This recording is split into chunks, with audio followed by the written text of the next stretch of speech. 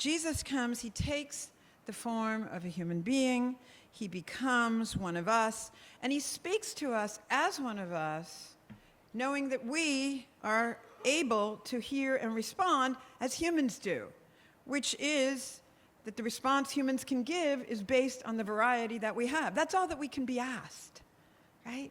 He comes, not only does he speak to us as humans, but he comes to us as a human to engage in that. He's asking no more than that, to give what we can give as humans, but of course he's asking for all of it. He invites people to different tasks. One of the great things about reading the scriptures every day, which I'll get around to, and I'm sure you've thought about already, and you're all doing it, is to witness the way that God invites different people to do different things. You know, Pope Francis, the invitation picture he likes the most is Matthew, the tax collector, with his head down at a table and his arms around his coins, and Jesus is coming in and pointing at him. This is the image he likes the most. Calling Matthew is look up, look away from this, look at me. You know, it had to be different with every person. Look at the way that God the Father called the prophets, called leaders of the people. Look at the way God called parents, right? Specifically in the Old Testament. Look at the way God called Mary, differently for Joseph. Look at the way Jesus calls Peter and Peter's path. Look at Paul's path. I'm just plug for Paul. He's my guy. The warrior. I love Paul. Look at the way he calls Paul.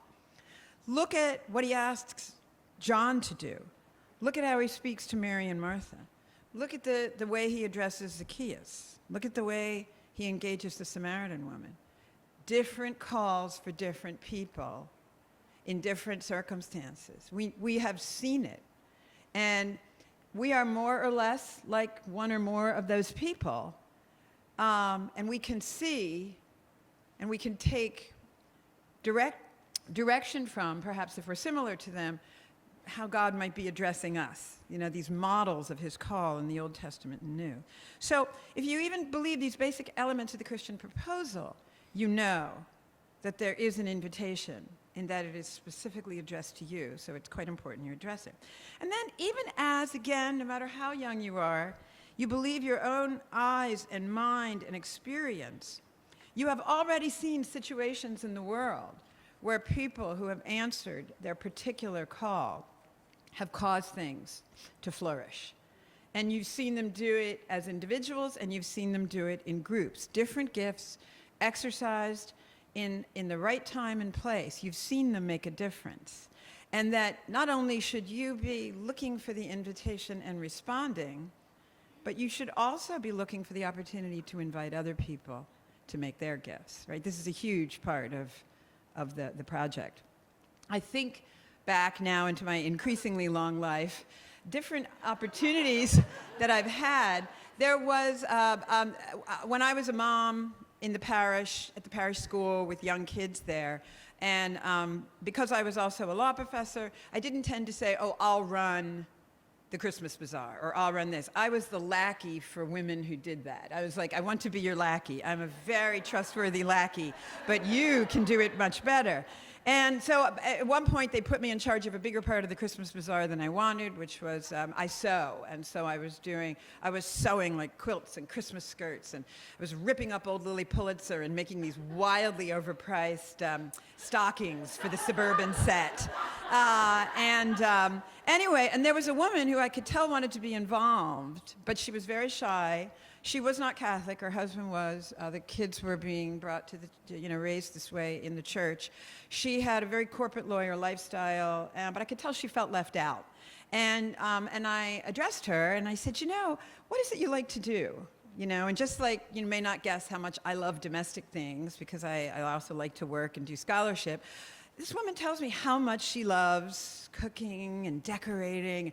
I go over to her house and I find that her background is Polish, and she had taken these beautiful Polish like shields, family shields, and she'd painted different ones up the steps of her house. She had done tiles and done her kitchen wall and all these beautiful things. And I said, oh, well, I'm going to be doing sort of the gathering together of the things we're selling that are being sewn for the Christmas bazaar, but why don't you decorate the booth and set them up and wrap them in particular? And it brought her out of her shell to be a person who was now more participative in everything. I remember a woman in my law school class, extraordinarily quiet, who steady, calm to my Jack Russell Terrier of a lawyer. You know, I knew this woman was going to go into transactional law when I was going into litigation. You know, like she was going to be the woman who could make her way through the contracts and really be a good service to her client, where I was going to be at the trial, you know, just on fire for every little thing that was happening. And I thought, I need her to do my big trial. We all had to perform a large trial. And she was shocked that I would pick her because I was really mouthy and very aggressive in the trial ad play. And I said, no, I know who you are. You miss nothing. You don't speak up, except, you know, in class as much, but when you do, you miss nothing. You are the steady lawyer that somebody on my team needs for this. I'll tell you another example of seeing a gift deployed that was so amazing to me. My son worked at the Catholic Worker in Washington, D.C., an anti-refugee immigrant who is struggling. Come, you're welcome. Do you need to live here? What else do you need? Do you need a place to live for longer? Do you need food? And he had met a young Eritrean man who his family was out of touch with him. There was bad blood. He was here seeking asylum status, working under the table at $6 an hour, under minimum wage, at these terrible restaurants in D.C., and my son had befriended him, and he would just drop over our house from time to time. Well, now, another scenario, I went to Slovakia and gave these speeches across the country and met all the presidential candidates and had lunch with them and got friendly with the guy who was running for the Christian Democrat Party. He asked me, he's in D.C., says, oh, I'd love to have dinner with you. And I said, you know, it's always nice to have people to your house. I like to cook. Why don't you have dinner at my house? So it's me, it's my youngest son, who I'm not sure if his hair was aqua, pink, or some other color at that point, but it was very colorful. And this guy is this august presidential candidate. My older children are away at college. My younger son is there. And a knock comes on the door as I'm beginning to serve dinner. It's this young man from Eritrea. And he always brought a gift, even though he had no money. These were green donuts for St. Patrick's Day.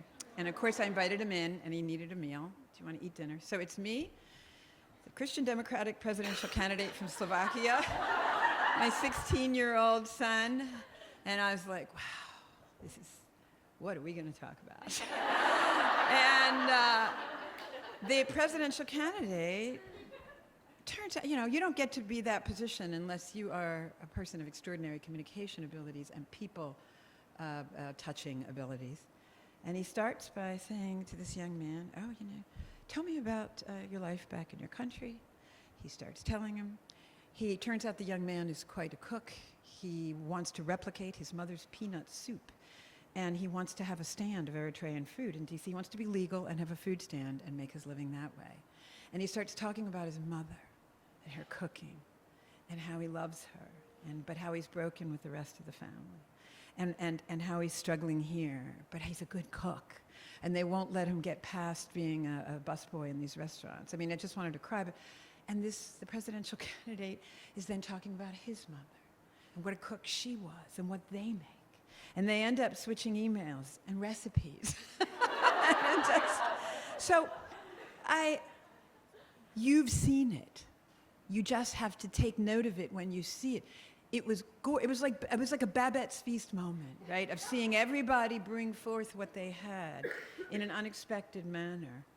And there was a holy atmosphere at the table of kindness and dialogue. And then my younger son, because we're talking food and cooking, and he likes it, we talked about cooking, right? Another place that maybe you've seen it, and again, a sign of my longer life here, is that when somebody dies, you see the hole they've left. And I have now not only lost parents, but a sister, which is where you really see a hole, and friends, etc. And they don't know what a gift they are. They don't know. I lost an aunt very young. We kind of knew that she was the glue of the family, but then you saw the drifting when she left. You were like, oh, where's the glue? Where's Lourdes, right? My sister, who had suffered a variety of intellectual disabilities from birth, was also a kind of glue. She was the reason why our family, I'm convinced, diverse as we are, the 5 kids of us, we don't really have any differences because we all knew what was the most important thing, which was community with her. Right? You just know that. You know when you see her struggles, whether it's finding a job that could work, or friends, or happiness, or a place to live that is also beautiful, that she can accomplish, but also be near her family because they need to help. You know what's important, and you know what she brought. And then when they're gone, you see the shape of that whole, okay? So you already know it, even if you didn't believe the Christian proposition. But then seeing it in the world, seeing these people work together, seeing what somebody brings to a situation and rescues it and makes it not just rescued, but elevates it, seeing the shape of a whole when a life is gone, you know for sure that everything you believe about God making us so different and giving us different gifts and calling us differently is true.